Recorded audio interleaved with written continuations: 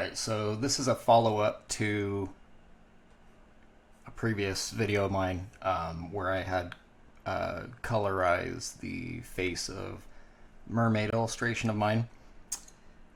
So, alright, here we go. Here's my liner file. Alright, so I decided to kind of paint out, just kind of play around with a little water scene for behind her. I started out with a lot of very dark, very like deep sea, like trench, like very dark, very blue, very desaturated gray. Just really wasn't fitting the piece, especially since I've already invested in the skin tones and the overall tones. Like, it's supposed to be not really a playful piece, it's a little more of like a serious piece. However, it's not horror movie dark, so I just decided to kind of go lighter, play with a lot of brushes, experiment a bit with like water effects and that, and this is pretty much what I came up with here. There you go. So that's pretty much where I started with.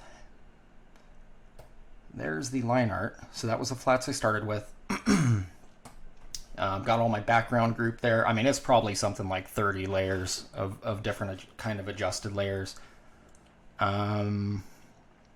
No photos used, so that was nice. This is all original. I had an idea here for right in this area right here behind her, where it's sort of like, I guess the idea of maybe say like a sonic boom, like a jet taking off, and you see that swell of air behind it before it busts out. So I was trying to think to myself creatively. I've never seen like a fish do that. I maybe had seen it in a film or something, but I was just kind of thinking of my own way of representing that in a two-dimensional image, and that's what I was attempting in this area here. Whether or not it comes across that way, that was just sort of my idea. So, all right, yeah. So, anyways, here's my edited flats. Obviously, flats by Mr. Dutchin. Dutch's Dynamic Illustration, and I do recommend him. Anyone that needs flats done, he's fantastic. He's fast, and he's affordable. All right. So, the other day I had done this tutorial here. I actually came in and fixed this up a bit. There were things bothering me. I had some hard edges here with not a lot of transition to color here. Kind of cool. It'd work on something like armor, things like that, but not on a face. So I came in and fixed it up a bit, fixed a couple other trouble areas that weren't really looking nice to me. So then you got that. And I didn't stop there. I came through and rendered the entire body, minus the knuckles. The knuckles are in their own layer. I just didn't feel like attacking hands. So there we are. That's where I came in with the body there. I've yet to render anything with the fish, with the mermaid tail and that, the armor and all this stuff here. I might do a video on the sword, show you a little bit of how I utilize stock imagery. I try to seek out. I have an insane number of files supplied to me from one of the two video game companies I was doing a ton of work for, and I continue to use them. They're really useful. They're cool. They're not something like a crutch that I would ever use to render a piece in color, as overlays or dodges or whatnot. But they do the trick. I mean, they do some pretty cool things to things that could use some texturing to give them just a little bit more life. So yeah, so there's that. That's pretty much where I'm at. I did play around a bit. I know I had spoken about, since she is underwater, obviously, there's distance between the viewer and the characters. Water, for the most part, appears, gray and blue in real life and in, fantasy art and stuff like that. So I was playing around a bit. I selected all the skin, and I was playing with a blue tint here.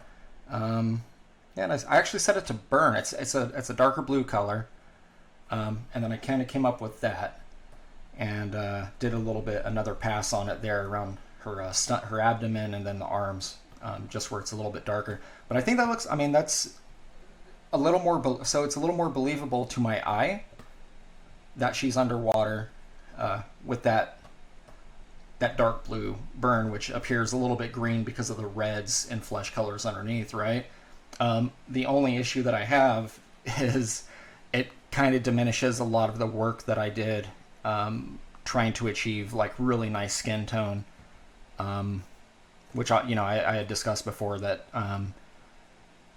skin of all tones, all skin is just it's the one thing that makes me sweat a bit when I'm coloring. You want to have some consistency, a little bit of creative control, but also you don't want the person to look, jaundiced or whatever.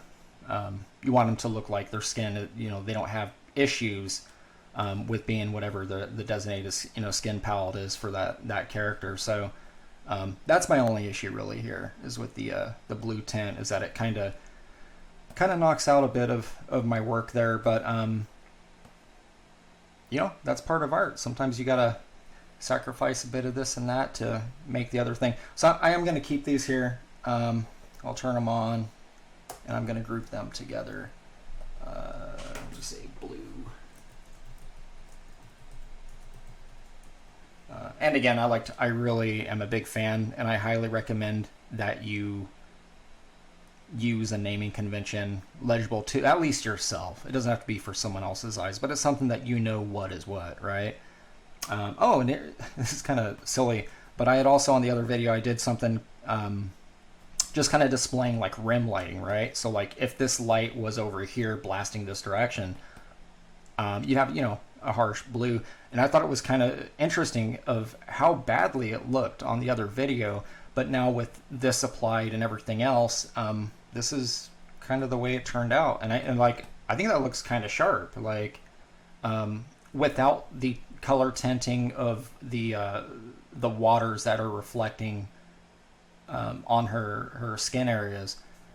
This just looks silly, but now with it on there, it looks kind of believable, and I'm impressed with that, because I generally don't come across things like this. This is usually the final, like I was saying before, this is the final thing that I approach, is rim lightings, bumping up levels,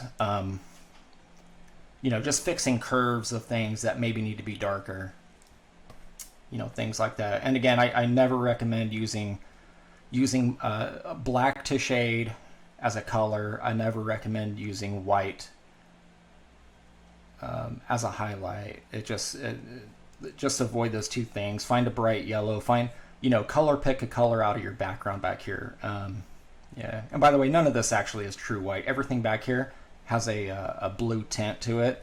Even the lightest area up here, the core color was blue. So there might be a few areas that do register pure white, but for the most part, it's blue.